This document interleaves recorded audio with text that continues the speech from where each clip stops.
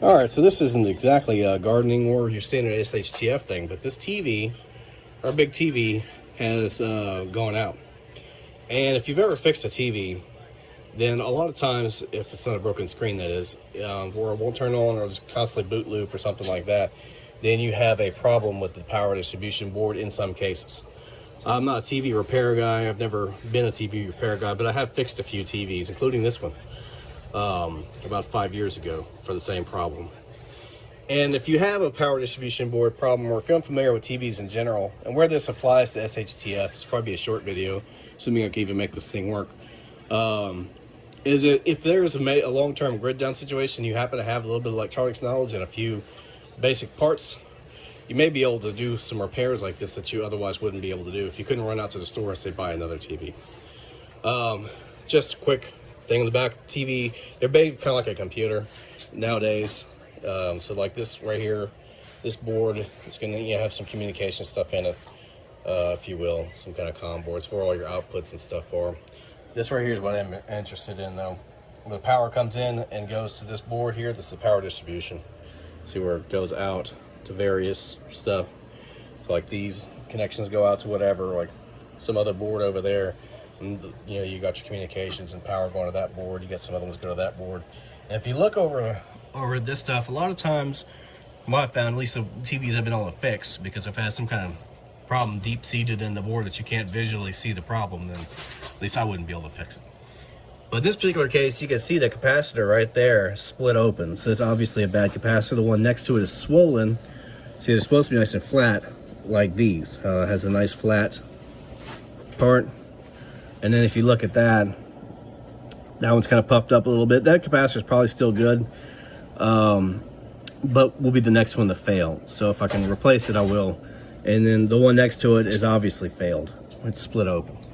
So last time this problem happened, it might have even been the same capacitors, I don't remember. I went down to Radio Shack, bought some new capacitors, desoldered the old ones and soldered on the new ones, put the TV back together, and it worked. That's basically what I'm going to attempt to do this time. But I figured I'd go ahead and make a video of it, because the fact that if you had a situation where you wasn't able to get somebody to repair things, or if you needed to go and purchase a new one but couldn't, and you were bored to tears, as you probably would be once the dust started settling and life would not be returning to normal, everybody's going to need some kind of diversion. So if you wanted to have this TV as a diversion, you had solar power with some other way to run it, or you had kids and wanted to get them a cartoon to watch or something, and your TV went out, if it's a case like this, it may be repairable. So I'm going to try and document my attempts to do this a little bit. Like I said, I'm not a TV repair guy, but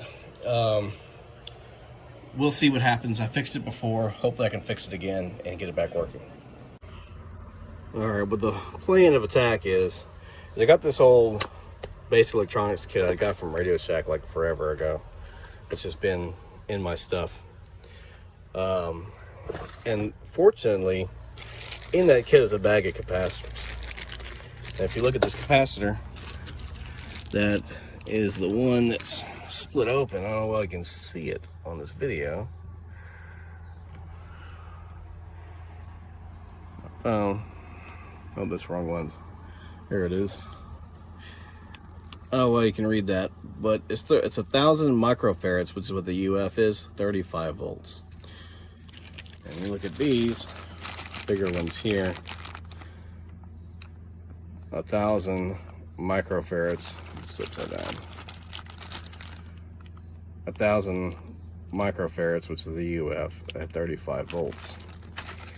So the plan is to flip this over, and you can see where I've done this before, and desolder the back of this where these two caps go, which should be these right here, these two, and I think these two. And once that's melted off the solder, I should be able to pull those caps out, slide in the new ones, and solder them back into place. Of course, trim the ends, because these ends, and I forgot which one it is. I'll have to look it up just to be 100% safe, because I don't really do this very often. I believe the long, in fact, let me just pull one out and I'll show you. Okay, so here's a replacement capacitor. One side is longer than the other one.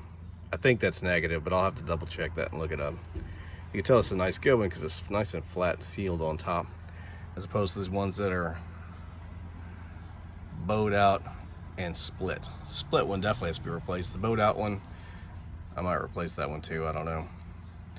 And probably will if the first one goes smooth. And then once these are dropped in there, this should hopefully make it work. So I'm thinking that the reason why it's not coming on is because of that. Now, general safety about if you ever try and mess with this stuff, in fact, on here somewhere, I think it's at the bottom, it tells you danger, high voltage. You are running a risk if you're not familiar with this stuff. You can discharge capacitors, because capacitors are essentially like a little battery, but instead of discharging low and slow like a battery does, it discharges a huge amount of current and volts, or depends on what kind of capacitor it is, but a lot of juice, if you will, at one shot. So that's like if you've ever heard of a soft start, that's basically what it is. This will store up the power it needs to in the capacitor to turn something on, especially things that have motors and stuff, which a TV obviously doesn't, but just for discussion's sake, whatever it is that needs a high start, it'll fill this up, and then this has the power to get it going, and then without a huge inrush of current, so that it doesn't fry electronics and things like that. So that's kind of what it's for. I'm no electrical genius. There's probably somebody maybe watching this that knows a heck of a lot more about this stuff than I do. I'm just barely competent enough to do something like this. But if you have any electronics knowledge or want to get any electronics knowledge, you definitely should pursue it. Not from me, from somebody or some website or YouTube channel that's a hell of a lot more knowledgeable than I am. Like, I know that these are resistors, and I know that you can tell how much they resist by the color bands on them, but I don't know the color bands. I don't have them memorized. I know these capacitors. I know what I'm planning on doing with my soldering iron here. And I know I've made this work before, but I'm no electrical genius. So that's pretty much the idea. So I'm going to have to look that up. I think the long end is negative. I'm going to double check that before I get started while my soldering iron heats up. And then of course I'll very carefully try and desolder the backs of these. And of course, oh yeah, I was talking about discharging these. I had a screwdriver here somewhere. Here it is. Discharging with a screwdriver. Usually I'll do it like, you'll take a screwdriver, it's got like a rubber handle, and I did it on the back because it's easier, but for demonstration purposes, because I can't hold this and flip it, you essentially want to short them out. So you'll touch one side to the other with a screwdriver that's insulated, and it'll drain the capacitor. Capacitors are oftentimes hooked up to resistors, and a resistor will drain it over time, but you definitely want to make sure the capacitor is fully discharged before you ever touch anything. So I'm gonna look that up and move on to the next step of trying to do solder. Now, I don't have all the great soldering stuff. I just have a cheapo soldering iron I got from wherever I got it from. I don't even remember. It might be another Radio Shack one. There's not too many Radio Shacks around anymore. I wish they still were around, because this last time I did this, I just ran down a Radio Shack and bought me a new capacitors and was able to hook this up and a soldering iron and all that.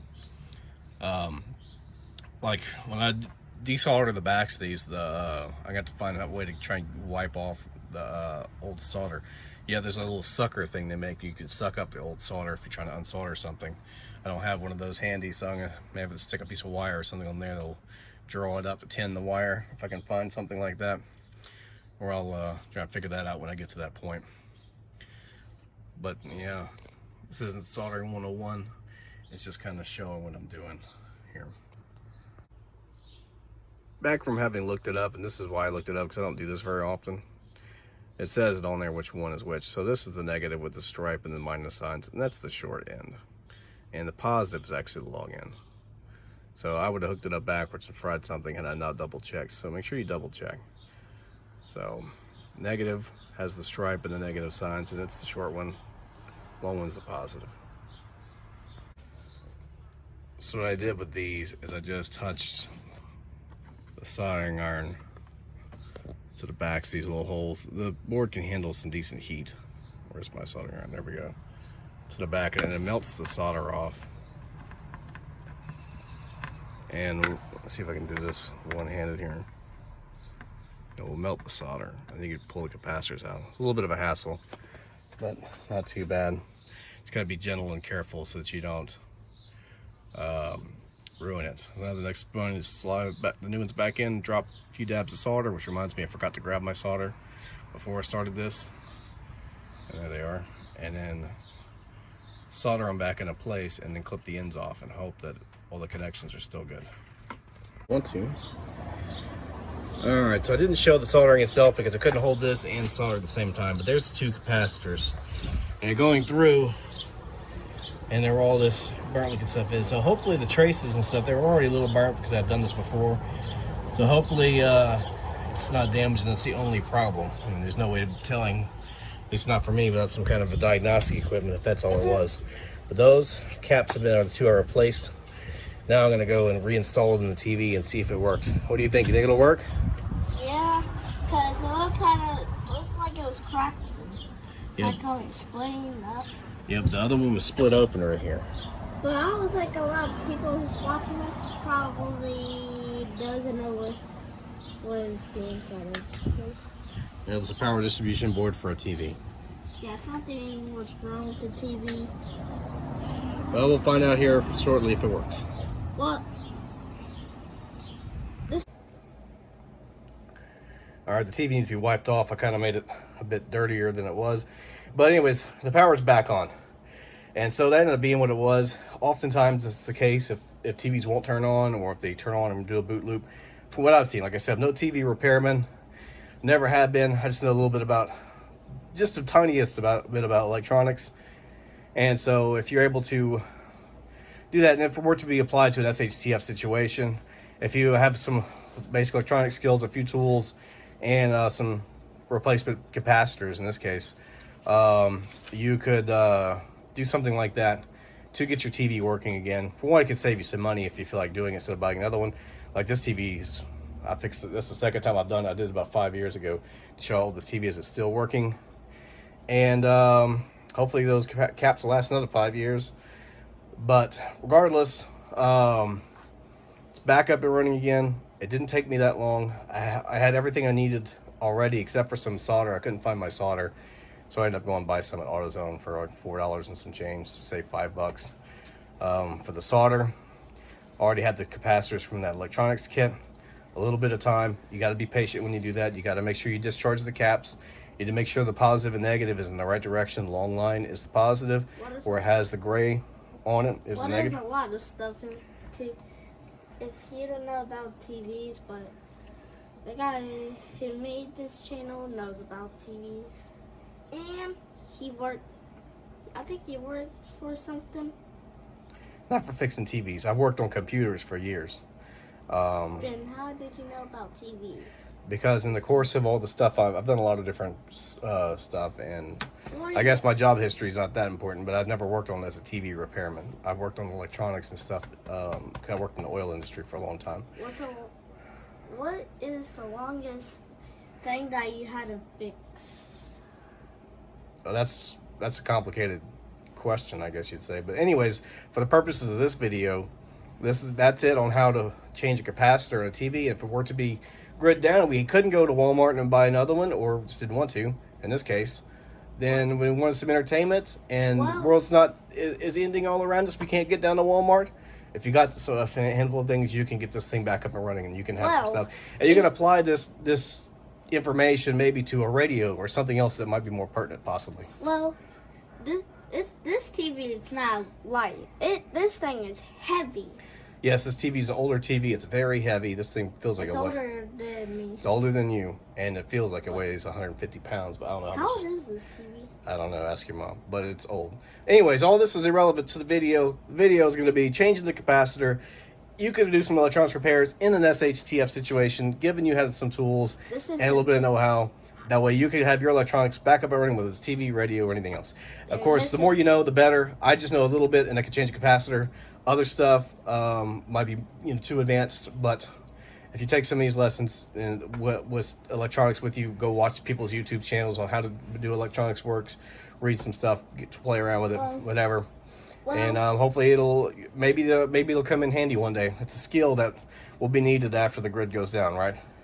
Okay, well, no, this is not a gardening video. Most videos it's garden, but some videos we don't do garden. Yeah, some videos are electronics. Yeah, which is good All right. for Well, people that get. yeah, because not everybody likes gardening. All right. Anyways, this is SHTF Garden, all about a gardening video. Signing out. Like and subscribe and share. Click the notification bell. and comment down below. Do you like TVs? All right. Thanks. Bye.